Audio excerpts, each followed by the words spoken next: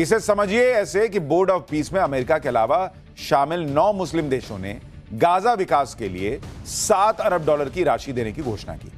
जिन देशों ने यह पैसे देने का वादा किया है उनमें कजाकिस्तान, अजरबैजान, संयुक्त अरब अमीरात, मोरक्को, बहरीन, कतर, सऊदी अरब, उज्बेकिस्तान और कुवैत का नाम शामिल है। अब आप ये बताइए कि पाकिस्तान क्या करेगा? जिसको खाने के लाले पड़े वो पैसा कहां से देगा? पिछले दिनों शहबाज शरीफ को आपने सुना ही था कि वो खुद ही बता रहे थे कि कैसे भीख मांगने के लिए हर जगह चले जाते हैं तो नजरें झुकानी पड़ती हैं। इस बयान में उन्होंने मुनीर को भी लपेट लिया था। तो क्या इसलिए इस बार मुनीर अमेरिका गया ही नहीं? मुनीर की सिट्टी पिट्टी गुम है। इस्लामिक आतंकवादियों के बल पर चल रही पाकिस्तानी सेना के लिए संकट बड़ा हो गया है, क्योंकि गाजा बोर्ड ऑफ पीस में पाकिस्तान के पास देने के लिए पैसा तो है नहीं। सेना है, लेकिन सेना अगर गाजा गई तो ये सीधे सीधे उस आतंकी संगठन हमास और उसके आतंकवादियों को चुनौती देना होगा जिसकी हिमायत पाकिस्तान करता रहा है। अगर ऐसा हुआ तो मुनीर के खिलाफ पाकिस्तानी सेना में बगावत हो सकती है। शहबाज शरीफ की मुश्किल पाकिस्तान में बढ़ सकती है। पाकिस्तानी आतंकी शहबाज मुनीर के खिलाफ हो सकते हैं और अगर गाजा में सेना नहीं भेजी तो ट्रंप मुनीर शहबाज को छोड़ने वाले नहीं। गाजा में अंतर्राष्ट्रीय बल की तैनाती और उसमें पाकिस्तानी सेना को भेजने की शर्त वास्तव में शहबाज और मुनीर दोनों के गले की हड्डी बन चुकी है। यही वजह रही कि वॉशिंगटन पहुंचे शहबाज ट्रंप से बायलैटरल मीटिंग करना चाहते थे, लेकिन उन्हें ट्रंप ने समय ही नहीं दिया। वजह इस्लामाबाद वॉशिंगटन टेंशन बताई जा रही है। पाकिस्तान ने अभी तक गाजा पीस फोर्स में शामिल होने की हामी नहीं भरी है।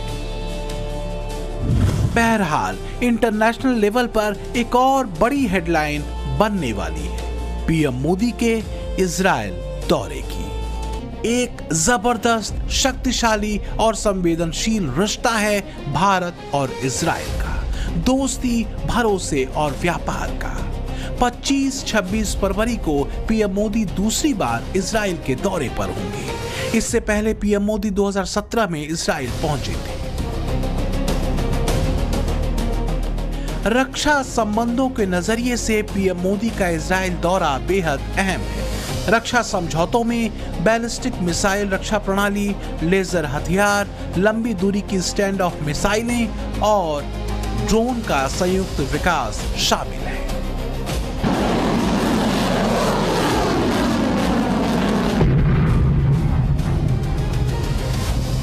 भारत खास तौर से अपने मिशन सुदर्शन के लिए advance anti ballistic missile system के संयुक्त विकास पर ध्यान केंद्रित कर रहा है।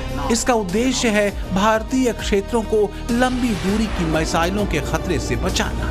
लंबी, मध्यम और छोटी दूरी की मिसाइल प्रणालियों में इजराइल की बहुस्तरीय मिसाइल रक्षा बेहद ताकतवर है और इजराइल को इसमें विशेषज्ञता हासिल है। हाल के युद्धों में उसने जबरदस्त ताकत दिखाते हुए दुश्मन की मिसाइलों को हवा में ही ढेर किया है।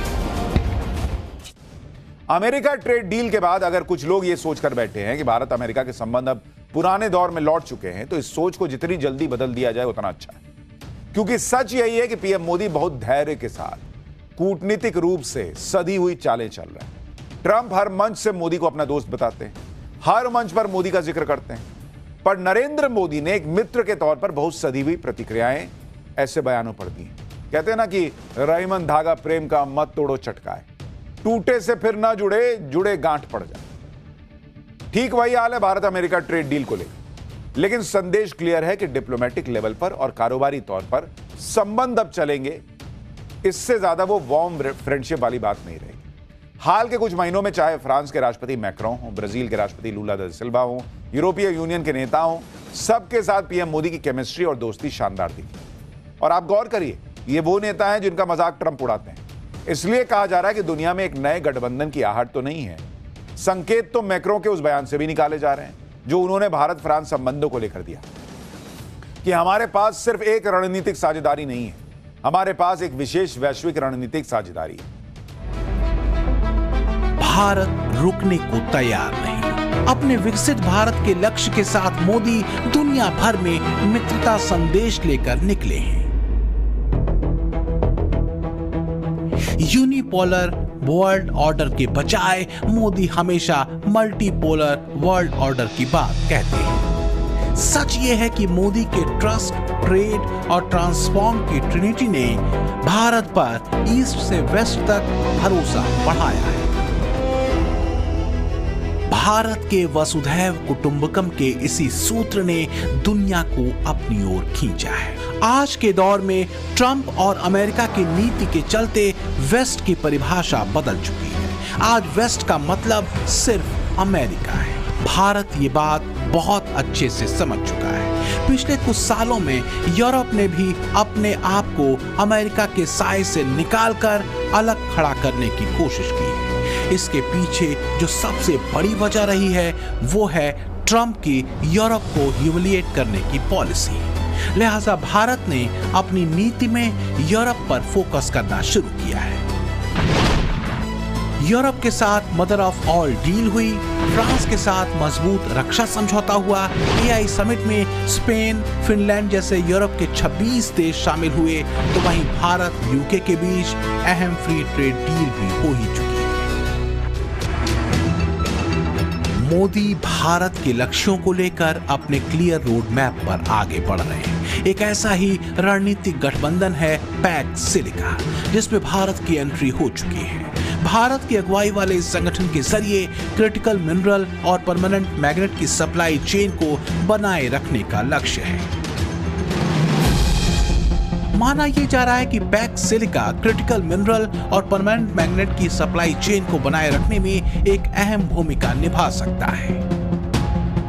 इस संगठन के बनने के बाद चीन की क्रिटिकल मिनरल और परमानेंट मैग्नेट की मोनोपोली पर असर पड़ेगा।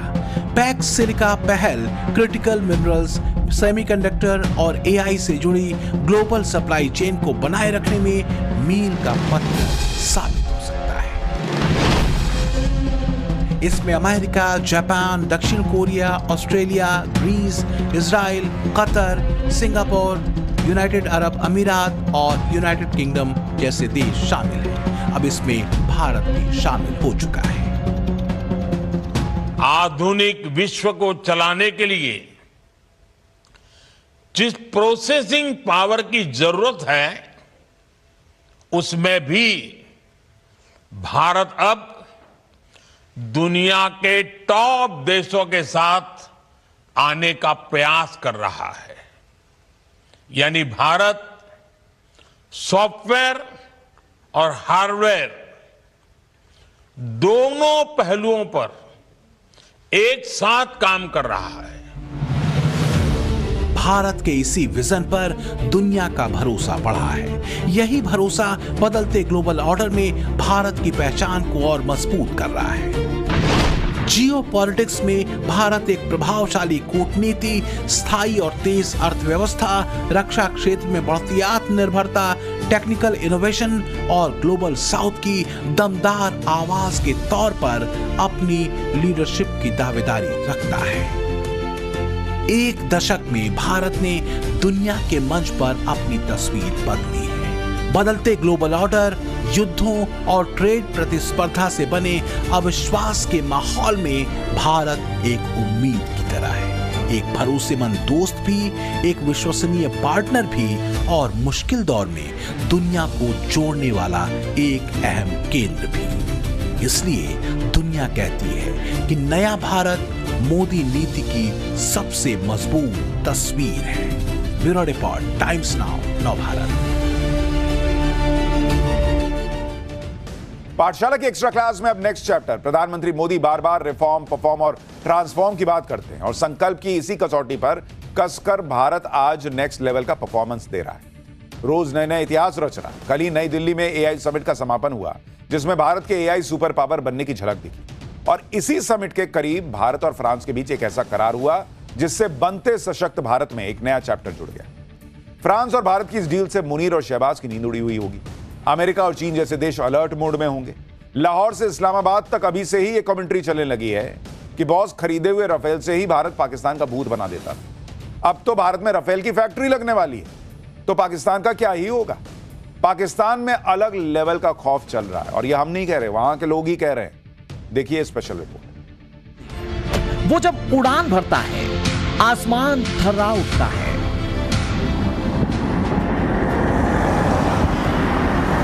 उसकी गरज से कायनात कांप उठती है। वो जो सरहद की ढाल है, दुश्मन का काल है। उसी राफेल से एक बार फिर से पाकिस्तान खौफ से बेहाल है।